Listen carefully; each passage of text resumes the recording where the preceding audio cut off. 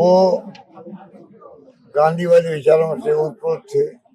सादगी उनके दिलो दिमाग में थी, सादगी रही जिंदगी थी और आर्थिक स्थिति मजबूत करी देश की। उदारीकरण जो किया है ये वित्त मंत्री, उसने पूरे मुल्क की आर्थिक सोच को बदल दिया। जिस प्रकार से उदारीकरण के बाद में जो कुछ दिख रहा आपको, ये रोड का हाईवे दिख रहा आपको, या जो बदलाव दिख रहा आपको इन्वेस्टमेंट के अंदर, एफडीआई के अंदर, विदेशी निवेश के अंदर, ये तमाम उनकी देन है। इसलिए ऐसा व्यक्तित्व चला गया, उसका दुख हमेशा रहेगा।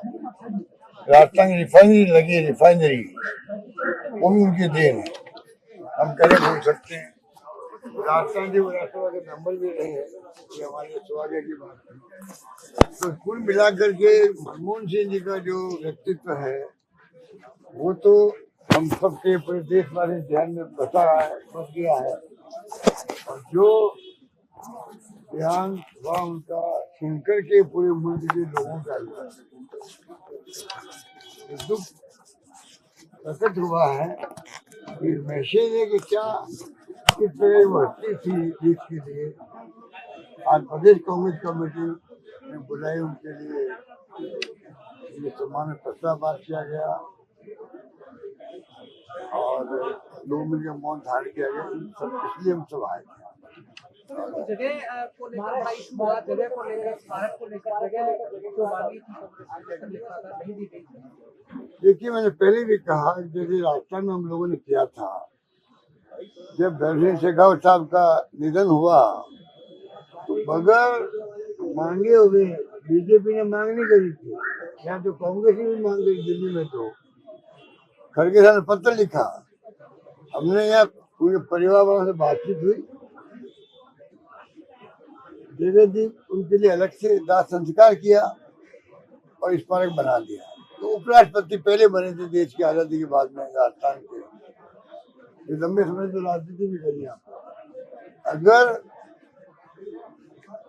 इंडिया गवर्नमेंट आगे आकर के खुद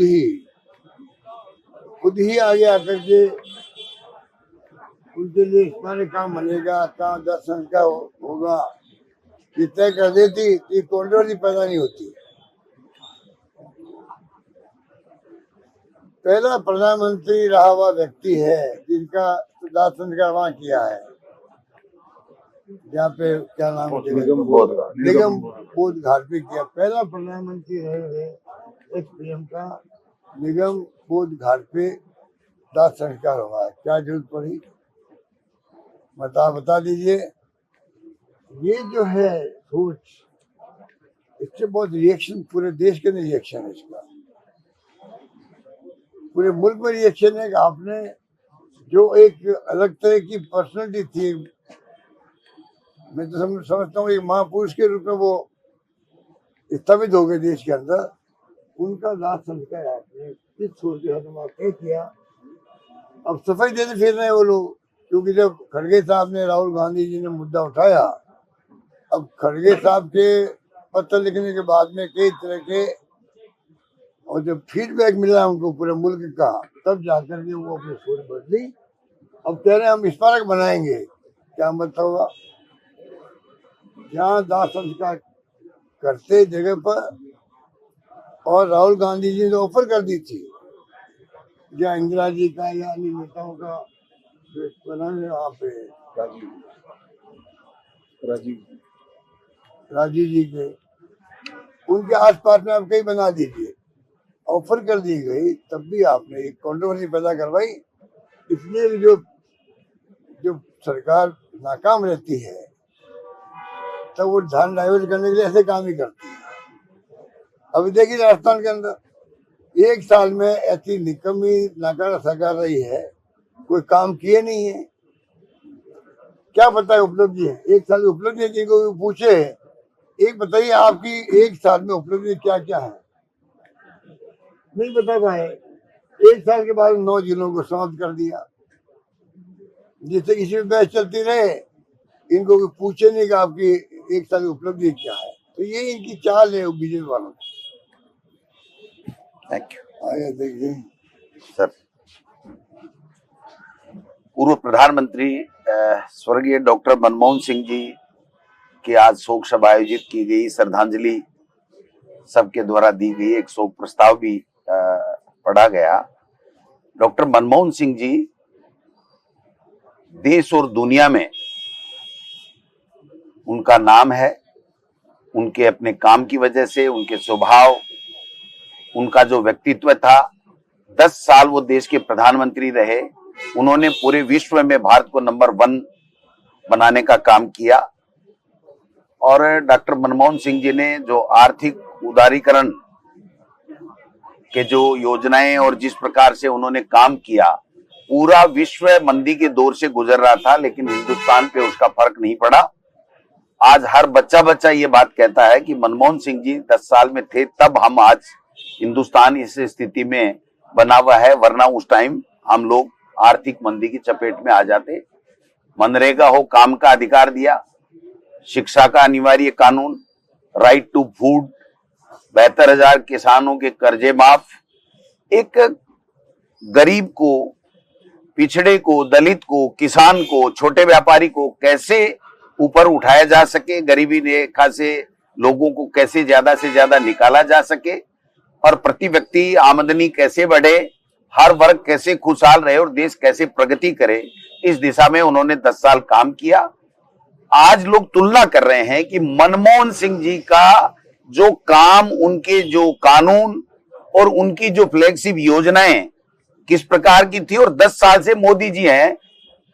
नोटबंदी, किसानों के लिए 3 काले कानून, और पता नहीं कितने किस तरीके से किसानों को, जो मनमोहन सिंह जी 72,000 करोड़ रुपए कर्जा माफ करके संबल दे रहा है, वहां आज 3 साल से किसान सड़कों पे रो रहे हैं। इनके वादे के पूरा कराने के लिए कि एमएसपी हम लागू करेंगे, ये वादा उन्होंने किया था, और फिर लिखित में समझौता करने के भी 2 साल बाद में भी वो लिखित में समझौता हुआ, उसकी पालना करेंगे कि नहीं करेंगे, इस बात के लिए भी दिल्ली में नहीं भेजा जा रहा। और यहाँ राजस्थान में तो हद ही हो गई, जब जनता की डिमांड के ऊपर प्रशासनिक दृष्टि से लोगों को सुविधाएं मिले, हर गरीब व्यक्ति भी अपने काम कराने के लिए जिला कलेक्टर के, एसडीएम के, तहसील के, पंचायत समिति में, बीडीओ के पास में और संभागीय आयुक्त के पास में, आईजी के पास में जा सके, उसको लेकर करके जब हमारी सरकार ने जो 3 संभाग और जो 9 जिले खत्म किए, ये बनाए थे, तो आप समझ सकते हैं कि इन्होंने 12 महीने में केवल इनकी एक ही उपलब्धि है कि दिल्ली से पर्ची आई और उस पर्ची को पढ़ दिया। वो गलत है, सही है, इससे कोई लेना देना नहीं है। मैं मांग करूंगा आज मीडिया के माध्यम से मुख्यमंत्री जी को कि वो अपनी तरफ से किसी को भी डेपुट करें, हम हमारे कांग्रेस पार्टी की तरफ से डेपुट कर देंगे। आप बताएं कि आपकी ये जो कमेटी थी उसमें क्या मापदंड थे, और हमारी कमेटी में हम बताएंगे कि क्या मापदंड थे। हमारी कमेटी ने पूरी तरीके से सही मापदंड मान करके जनता की जो इच्छा थी, जनता की जो मांग थी, उसके मुताबिक काम किया। और आपने एक बीजेपी के कार्यकर्ता को, ललित के पवार बीजेपी ज्वाइन कर चुके, बीजेपी के कार्यकर्ता से ये 9 जिले और 3 संभाग खत्म करा दिए। आपको थोड़ी, और वो भी ऐसी डेट ले ली कि 1 तारीख से फिर जनगणना के कारण से भारत सरकार की रोक रहेगी, ना आप कोर्ट में जा सकते हो और आप 2 साल कुछ बात भी नहीं कर सकते हो। तो इससे बड़ा अन्याय क्या हो सकता है? अगर उनको कहीं लग रहा था कि हमारे जिले में किसी सीमा को इधर उधर करना है, किसी तहसील को निकालना है, किसी पंचायत को निकालना है, किसी राजस्व गांव को निकालना है, तो वो कर सकते थे, उनके पास में 12 महीने थे। आज आप समझ सकते हो कि किस प्रकार से लोगों में, एक एसपी से कोई बात हो जाती, कोई न्याय नहीं मिलती, तो आईजी के यहाँ हमारे जैसे सीकर में चला जाता, बांसवाड़ा में चला जाता। तो ये सारी चीजें 12 महीने में इन्होंने कुछ नहीं किया।